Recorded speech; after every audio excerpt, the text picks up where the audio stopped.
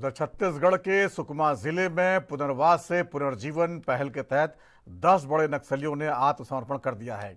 इन नक्सलियों पर 40 लाख रुपए का इनाम घोषित था। दरभा डिवीजन में सक्रिय इन नक्सलियों ने सरकार के पुनर्वास कार्यक्रम पूना मारगेम के तहत सुकमा पुलिस लाइन परिसर में सरेंडर किया। यह अभियान नक्सलियों को समाज की मुख्यधारा में लाने और हिंसा छोड़ने के लिए प्रेरित करता है। इस नीति के तहत नक्सलियों को आर्थिक सहायता, कौशल प्रशिक्षण और अन्य सुविधाएं प्रदान की जा रही हैं।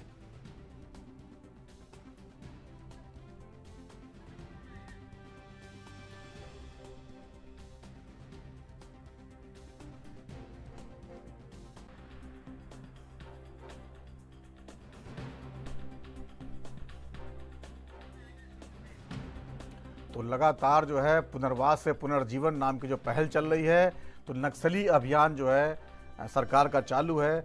इसमें नक्सलियों के बड़े नेताओं का चूंकि इसमें एनकाउंटर हो चुका है या मार दिए गए हैं, तो उसके बाद दूसरे नंबर के, तीसरे नंबर के और जो बाकी नक्सली मेंबर हैं वो अब जो है लगातार सरेंडर कर रहे हैं। उनको समझ में आ चुका है कि अब जो है ये मुहिम लंबे समय तक नहीं चल सकती।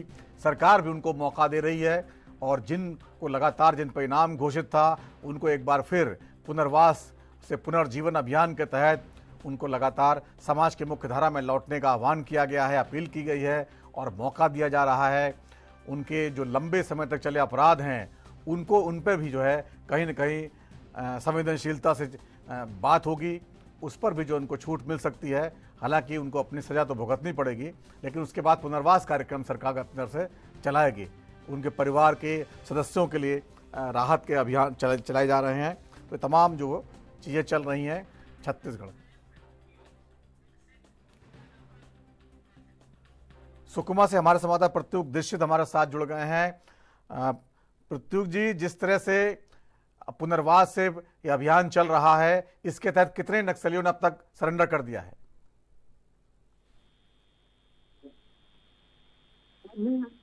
पुलिस अधिकारियों के समक्ष पुनर्वास पुनर्जीवन के तहत 10 माओवादियों ने हथियार छोड़ के आत्मसमर्पण किया है।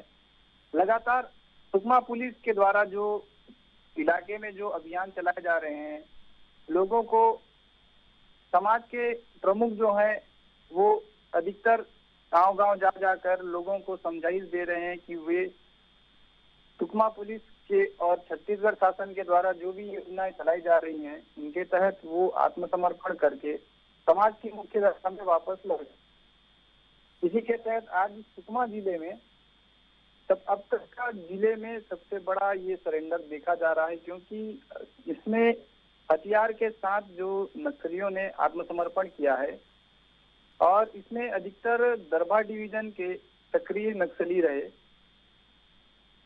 जो कुल 35 लाख का जिन पर इनाम घोषित रहा केंद्र सरकार और राज्य सरकार के द्वारा। और सभी नक्सलियों को पूना मारगेम पुनर्वास से पुनर्जीवन मिलने की बात भी पुलिस अधिकारियों के द्वारा कही गई। और आने वाले समय में भी जो अभी योजनाएं चल रही है और सुरक्षा बलों के द्वारा जो अभी ऑपरेशन भी चलाया जा रहा है, तो उसके लिए लगातार वे सभी से अनुरोध कर रहे हैं कि जो बचे कुचे भी नक्सली जो बाकी रह गए हैं वो बढ़ चढ़कर इस योजना में भाग ले, समाज की मुख्य धारा में वापस लौटे, आत्मसमर्पण कर शासन की योजना का फायदा उठाए।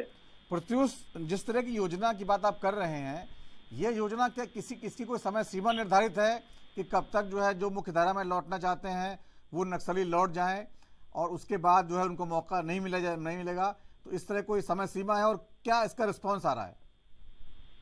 जी सर, आज बस्तर आईजी सुंदरराज सिंह के द्वारा भी बताया गया प्रेस कॉन्फ्रेंस के दौरान कि उन्हें समय अब तक दिया गया है, एक लिमिट समय के लिए। अभी मार्च 2026 तक जो छत्तीसगढ़ शासन के गृह मंत्री के द्वारा जो बताया जा रहा है कि मार्च 2026 तक छत्तीसगढ़ से नक्सल मुक्त बनाने की जो योजना अभी चलाई जा रही है, लगातार सुरक्षा बल ऑपरेशन कर रहे हैं।